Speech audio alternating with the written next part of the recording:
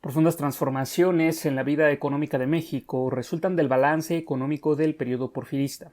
El rasgo más notable en la economía mexicana a lo largo de 7 lustros que duró fue la tendencia de crecimiento que la producción mostró en sus diferentes ramas en términos absolutos como en la magnitud relativa.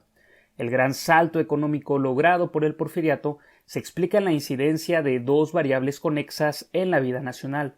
Por una parte, tienen lugar una serie de importantes cambios políticos, y por la otra, la inversión extranjera alcanza características relevantes. De este modo, comenzaré exponiendo los principales cambios en la legislación nacional que promovieron la entrada del capital extranjero. Comenzaré diciendo que los últimos meses de la primera presidencia de Díaz, que van desde 1876 hasta 1880, y los 4 años del periodo del general Manuel González, que van desde febrero de 1880 hasta noviembre de 1884, marcan un reajuste en la vida política mexicana sobre inversiones extranjeras. De este modo, los gobiernos de Díaz y González mueven los obstáculos dilatorios que se oponían o bien embarazaban las inversiones extranjeras. Pero el primer paso contundente se da en la última etapa del gobierno de Manuel González. Al finalizar ese gobierno, en 1884, se iniciaron las modificaciones a una legislación que permitía a los mexicanos y después a los extranjeros adquirir propiedades ilimitadas, y se les exime del pago de impuestos. Posteriormente, con Díaz en la presidencia, el 6 de mayo de 1887, la ley de zona otorgó al Ejecutivo facultades para celebrar contratos, ampliando las concesiones otorgadas, eximió de todo impuesto de circulación a los materiales en pasta o acuñados y a otros productos de las minas en general. Luego, la ley del 6 de junio de 1896 significó un vuelco en el derecho de propiedad, pues la República Mexicana dejó de considerar suyas las minas, al instaurar la propiedad a perpetuidad e irrevocable en las concesiones mineras. Conjuntamente, los cambios en el sistema hacendario se dieron entre 1880 y 1896. Destacan entre ellos la abolición de las alcabalas, que, como se recordará, eran contrarias a la integración de los mercados locales a espacios económicos mayores, pues cada uno de ellos tendía a abastecerse por sí mismo. Otro punto importante es el de las relaciones diplomáticas entre México con Inglaterra, Francia y Alemania, relaciones que estaban suspendidas ya sea por los resentimientos políticos resultantes de las invasiones o bien por el no reconocimiento por parte de los gobiernos republicanos de las deudas contraídas por el gobierno de facto, situación que había congelado la cartera de préstamos del país. Sin embargo, a partir de 1880 se restablecieron las relaciones con Francia. Con Gran Bretaña, entre tanto, pues existe una vieja deuda pendiente, pero el panorama mejoró desde 1884 y Manuel Dublán pudo negociar 2 años después la deuda en condiciones favorables para México.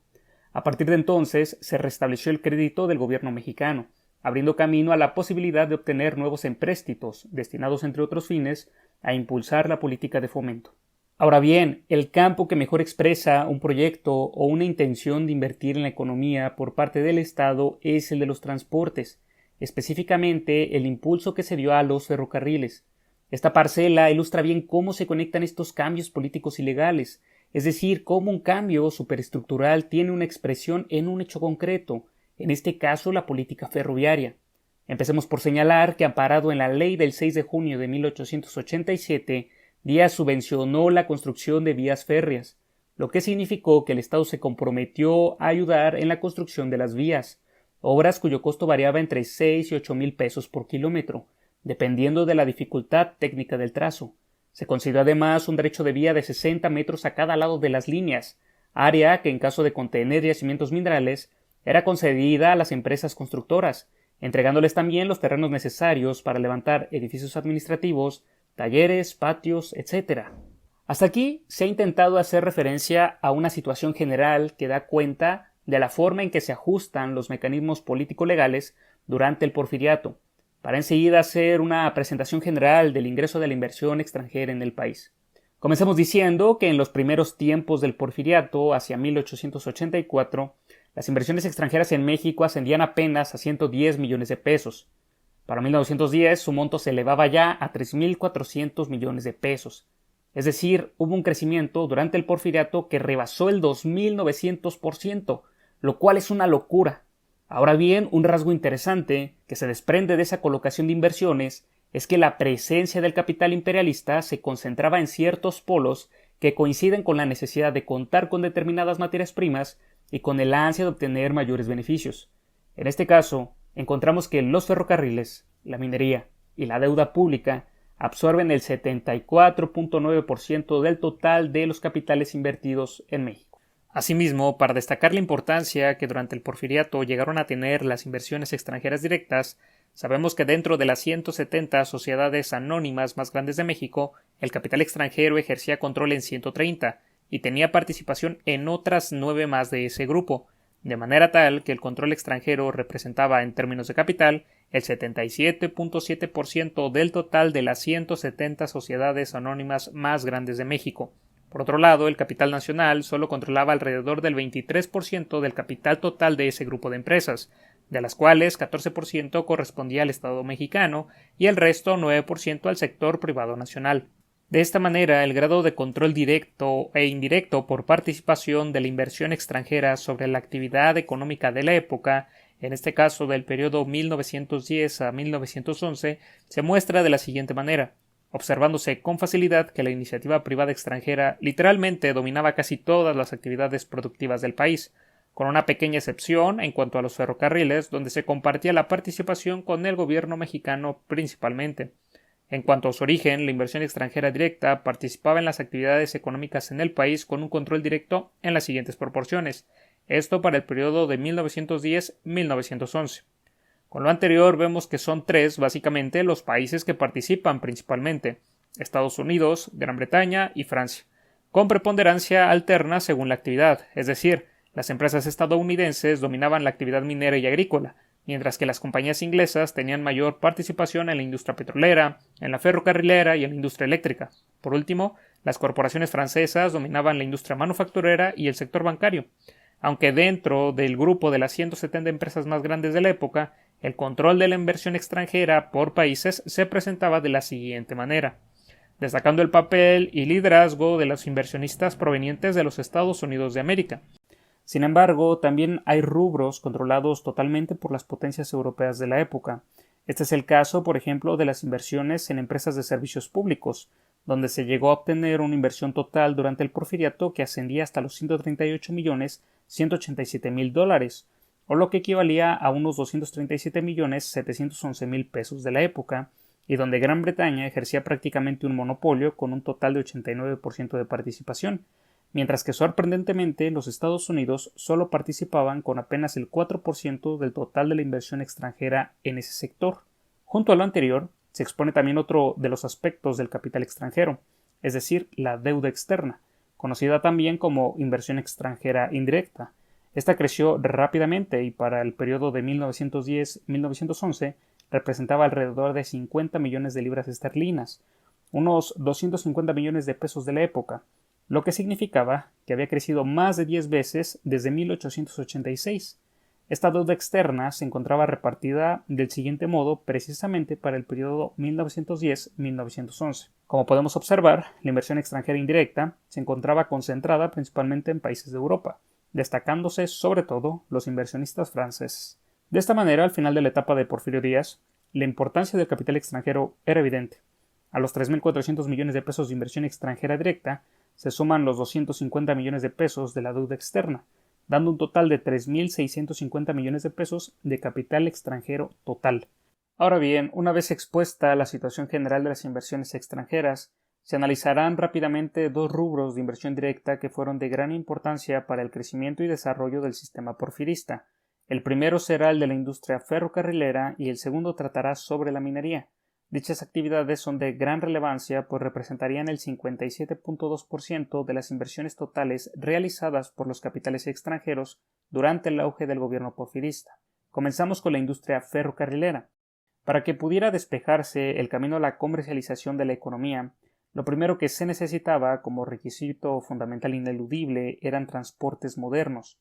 En la época, ferrocarriles. México, un país sin ríos navegables, salvo en sus franjas costeras y con un altiplano central cercado por montañas, no tenía en realidad otra solución. Una vez ganado el impulso inicial, las principales rutas quedaron formadas muy pronto. De un poco menos de 700 kilómetros construidos hasta 1877 y que correspondían en su mayor parte a la línea de México al puerto de Veracruz, la red de ferrocarriles creció a 6.000 kilómetros para 1885, después hasta 10.000 kilómetros para 1890, casi 14.000 kilómetros para 1900 y un poco menos de 20.000 para 1910, al término del Porfiriato, observando un crecimiento exponencial, como bien lo demuestra la gráfica. Para 1910, México disponía de 1 kilómetro de ferrocarril por cada 100 kilómetros cuadrados de territorio y 13 kilómetros de ferrocarril por cada 10.000 habitantes. Para garantizar la viabilidad del proyecto ferroviario, los inversionistas insistieron en la necesidad de llegar primeramente a las minas. Los primeros trazos de las líneas ferrocarrileras se centraron en la conexión de los centros mineros con los puertos y la frontera norte. Solo bajo estas condiciones fue posible que las inversiones pudieran ser viables y obtuvieran rendimientos. En el siguiente mapa podemos observar todas las líneas ferrocarrileras existentes en el país a finales del periodo porfirista. Al principio, la interconexión de los puertos, de la frontera y de los centros mineros hacia la capital fueron los objetivos principales de las compañías ferrocarrileras. Con el paso del tiempo se fueron agregando líneas secundarias que conectaban los ejes troncales con los mercados regionales, facilitando el transporte de insumos y productos hacia los mercados externos. El impulso que el ferrocarril dio a la economía se manifestó en un menor costo de transportación e interconexión de regiones. El mercado doméstico se amplió y la movilidad urbana se acrecentó, gracias a que se pudieron saltar algunas barreras internas. El mercado de granos, por ejemplo, antes de la llegada de los ferrocarriles, se caracterizaba por el aislamiento y la desintegración. Con el ferrocarril fue posible unir mercados regionales, facilitando una distribución más eficaz y menos costosa de trigo y de maíz, entre otros granos. Asimismo, durante la época porfirista, la inversión extranjera directa para la industria ferrocarrilera ascendió hasta los $304.519.731, destacando a los Estados Unidos, Gran Bretaña y Francia como los principales benefactores de esta industria. En conclusión, durante el Porfiriato, el ferrocarril se convirtió en el símbolo de progreso. Ahora bien, el segundo rubro del cual explicaremos un poco más a fondo es el de la minería. La extracción de minerales ha sido en la historia económica de México un punto de apoyo esencial, tanto en el desarrollo regional como en la captación de ingresos. Las minas fueron el motor de la expansión de la Nueva España. En función a ellas, se organizaron los poblamientos, la agricultura y el comercio. El Porfiriato reanudó con ritmo impresionante la expansión minera hacia el norte, que en algunos estados adquirió entonces los rasgos de una verdadera fiebre. Para este caso, el marco jurídico quedó expresado en la Ley del 6 de junio de 1892, que en particular instauró la propiedad a perpetuidad e irrevocable de las concesiones mineras. Con esta situación jurídica favorable, los títulos de concesiones mineras pasaron de 797 en 1893 a unas 11.865 para el periodo 1900-1901 y unas 30.837 para el periodo 1910-1911. En la minería del Porfiriato se sigue, al igual que en el campo de los ferrocarriles, una política de atracción de inversión extranjera. Incluso fue uno de los sectores de privilegio para la inversión y el control extranjero. De 1888 a 1910, las inversiones mineras crecieron un 340%, alcanzando en 1911 un total de cerca de $324 millones. El 80% de estos costos de producción eran de propiedad estadounidense. De este modo, entre 1884 y 1911, Estados Unidos acaparaba la mayoría de los fondos mineros de la época, como bien se puede observar en la siguiente lista. Finalmente, el Porfiriato refleja claramente la fase de la división internacional del trabajo prevaleciente en el mundo, desarrollo de las comunicaciones, extracción de materias primas y finalmente exportación de capitales. Y muy bien, hasta aquí el video de hoy. Por favor, dejen en la sección de los comentarios sus opiniones respecto a las inversiones realizadas durante el Porfiriato. Y si el video les ha parecido interesante, les invito a dejar un like y sobre todo a suscribirse al canal si les interesan estos videos relacionados con proyectos e inversiones en México. Hasta pronto.